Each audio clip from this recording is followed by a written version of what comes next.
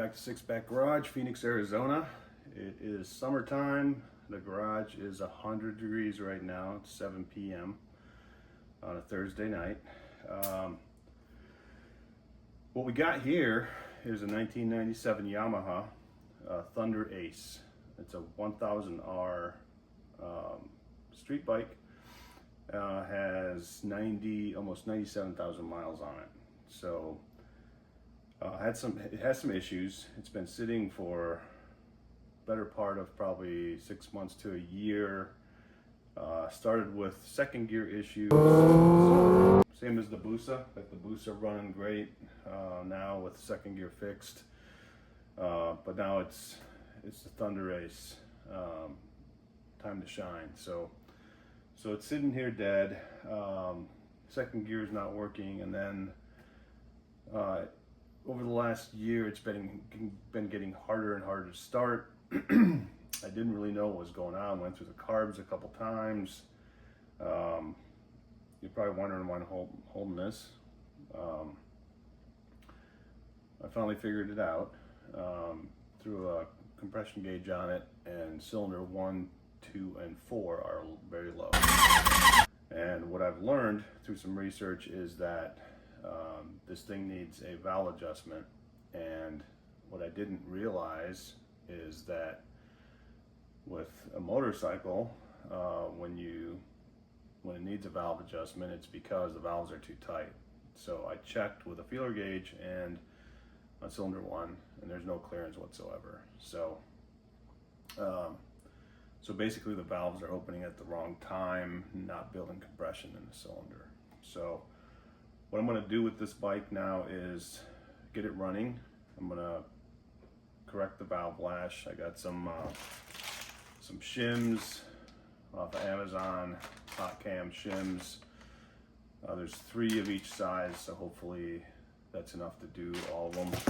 And then I ordered some thin feeler gauges because there's hardly any room in there to fit a regular feeler gauge. So I ordered these. So that's the next project on the channel, is going to be getting this old 1997, I would call it a super bike, running again. I was able to find a whole transmission gear set, shift forks and everything on eBay for $79. So I got that. I haven't opened the box yet, so hopefully that's all good. So first I'm going to get it running, and then the second part will be getting the transmission fixed. And then this old girl will be on the road again. And it's my son's first motorcycle, so he's looking forward to having his machine back. You know, he can always ride mine anytime, and he does. But I know he wants his own machine back, so I want to get it up and running. That's my goal. So thank you for watching, and stay tuned.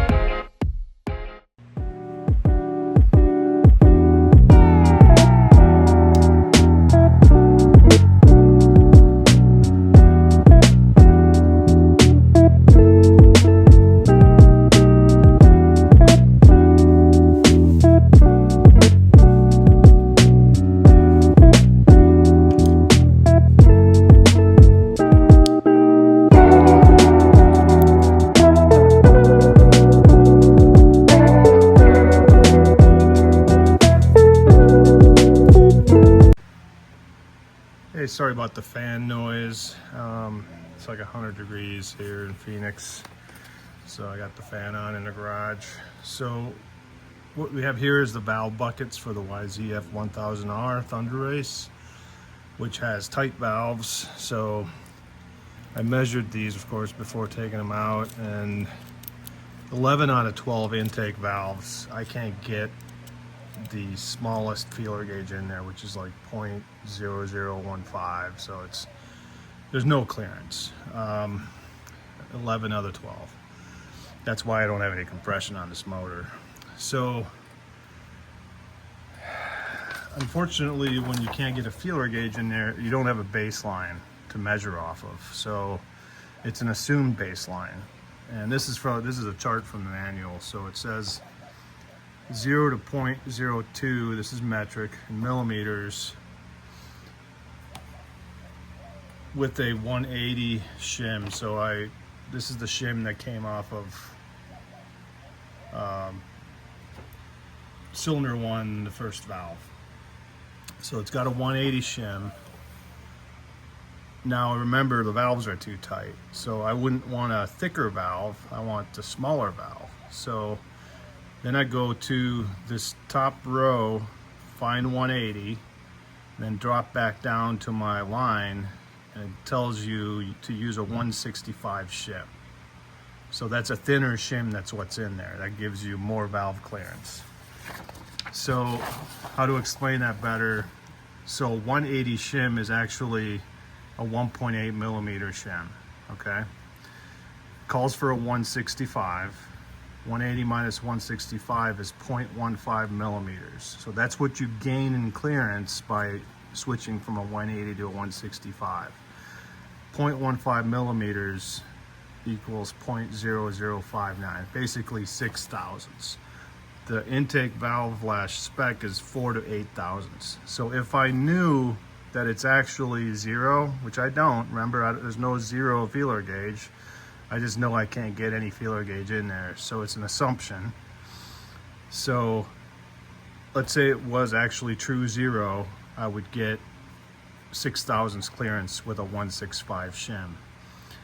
Now if I put a 160 shim, that gives me 0.2 millimeters. 0.2 millimeters is basically 8 thou.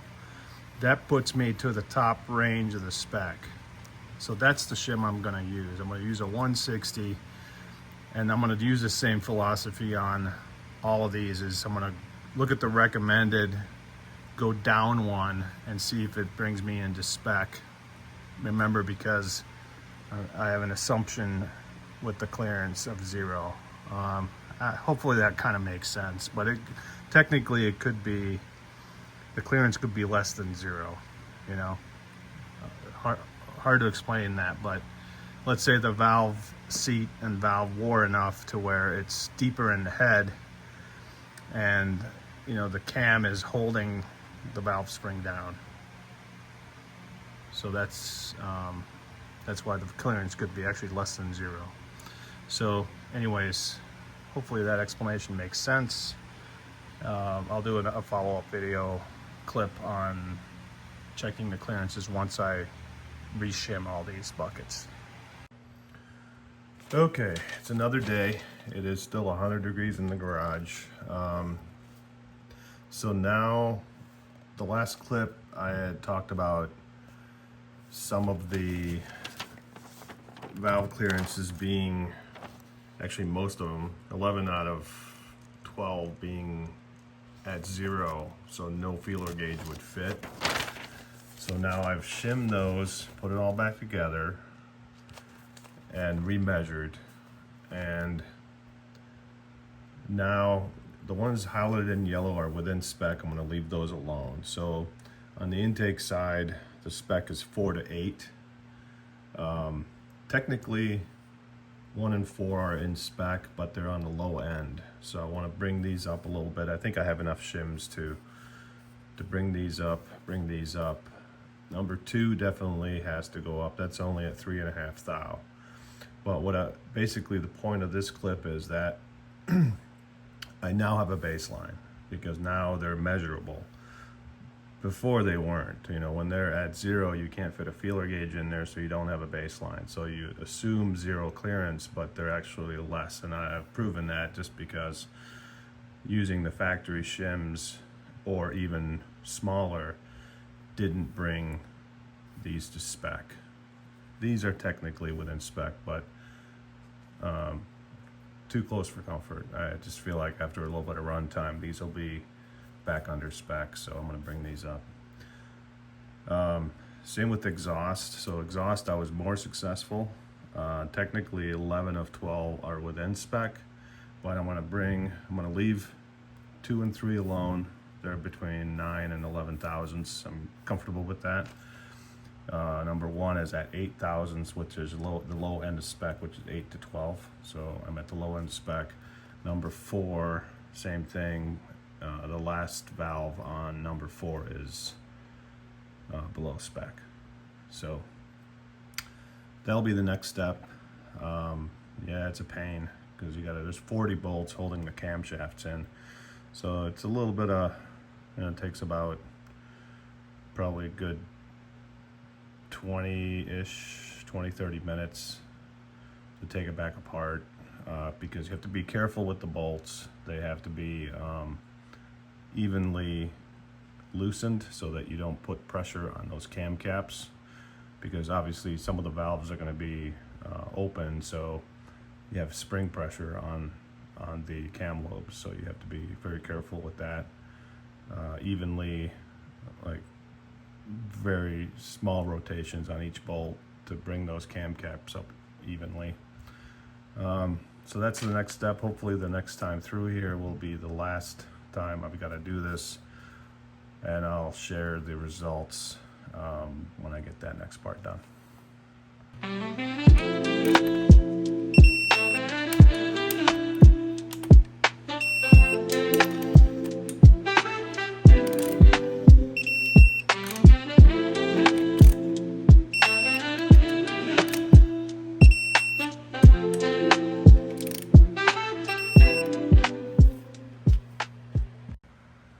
Okay, second time through, we are happily in spec. So cylinder 1, I changed all the shims on that one. I wanted to bump these 4s on the intakes to 6s, got that accomplished. 8's on the lower spec, so 8 to 12 is a spec on exhaust. Bumped those up 2 thou to 10. Second cylinder, they were the tightest at 3.5 thou.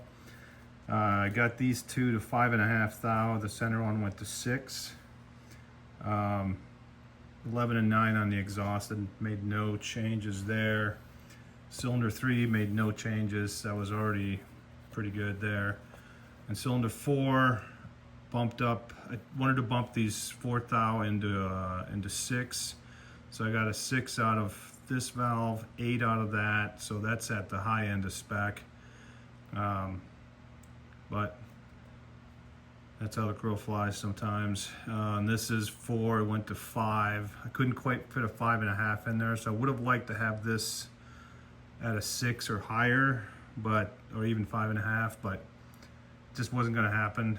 I don't wanna, if I put another 0.5 millimeter shim in there, it's gonna bump that to a 7. I don't wanna do that, so I'm okay with 5. It's in the middle of the spec. Exhaust on cylinder 4 bumped up this one to 10 thou. Remember, 8 to 10 is a spec. This one was below spec, and I got that to 10 as well. So I'm happy with that. I think that's going to bring the compression numbers back. Real happy with the Hot Cams shim kit. It just got me by. I am out of 145s and 160s, so if I would have needed another 145 or 160, I would have been out of luck. Would have had to have, gone out of spec on those too much, so got lucky. Anyways, I think that's a success. We'll do a compression test and see if she'll start up.